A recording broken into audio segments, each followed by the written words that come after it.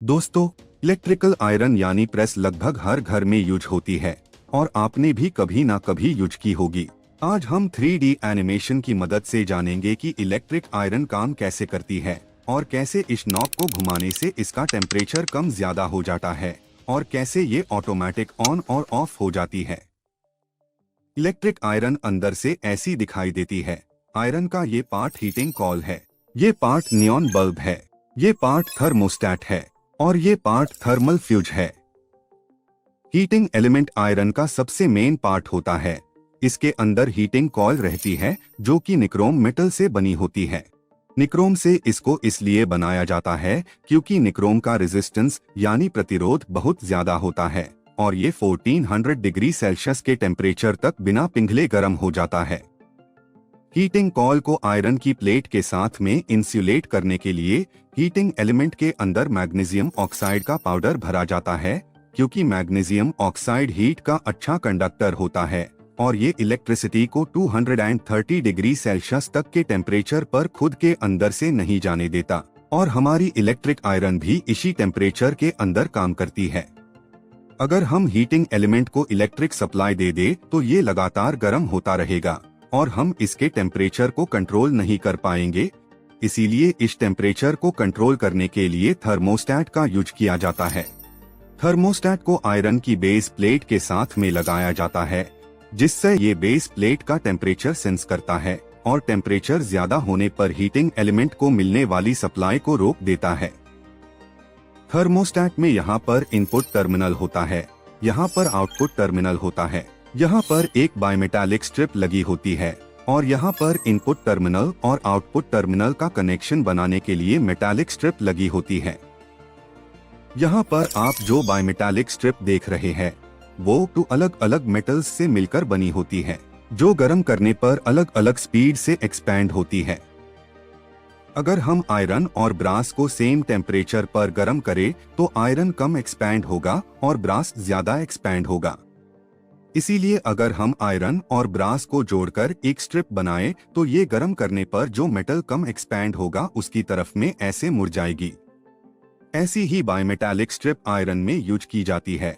जब आयरन का टेम्परेचर बढ़ता है तो ये स्ट्रिप ऊपर की तरफ में मुड़ने लगती है और इस स्ट्रिप को ऊपर की तरफ में ढकेल देती है जिससे कि इनपुट टर्मिनल और आउटपुट टर्मिनल के बीच का ये कनेक्शन टूट जाता है और हीटिंग एलिमेंट को मिलने वाली सप्लाई बंद हो जाती है जिससे हीटिंग एलिमेंट और बेस प्लेट का टेम्परेचर कम होने लगता है और बायमेटालिक स्ट्रिप वापस से अपनी शेप में आने लगती है और ये कनेक्शन फिर से बन जाता है और कॉइल फिर से गर्म होना शुरू हो जाती है।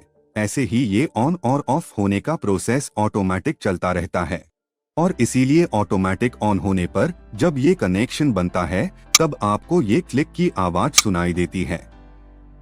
इलेक्ट्रिक आयरन में कनेक्शंस को इस तरह से लगाया जाता है। फेज वायर को थर्मोस्टेट के इनपुट टर्मिनल में लगाया जाता है जिससे कि करंट थर्मोस्टेट से होकर यहाँ थर्मोस्टेट के आउटपुट टर्मिनल पर आ जाता है। आउटपुट टर्मिनल को वायर से हीटिंग एलिमेंट के एक हिस्से पर जोड़ दिया जाता है। न्यूट्रल वायर को हीटिंग एलिमेंट के दूसरे हिस्से से जोड़ा जाता है और अर्थिंग वायर को बेस प्लेट के साथ में जोड़ा जाता है। नियॉन बल्ब को फेज वायर और न्यूट्रल वायर के साथ में जोड़ा जाता है।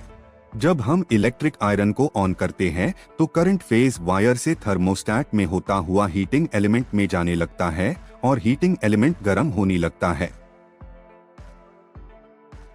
जब नॉब मैक्सिमम टेम्परेचर पर सेट होती है और बेस प्लेट का टेम्परेचर बढ़ने लगता है तो बायमेटालिक स्ट्रिप मुड़ने लगती है और बेस प्लेट का टेम्परेचर लगभग 200 डिग्री सेल्सियस होने पर थर्मोस्टेट का कनेक्शन हटा देती है जिससे कि करंट का फ्लो रुक जाता है और बेस प्लेट का टेम्परेचर फिर से कम होने लगता है और जब टेम्परेचर 150 डिग्री सेल्सियस के आसपास हो जाता है तब बायमेटालिक स्ट्रिप वापस से अपनी शेप में आ जाती है और थर्मोस्टेट का कनेक्शन दोबारा से बन जाता है और कॉइल फिर से गर्म होने लगती है।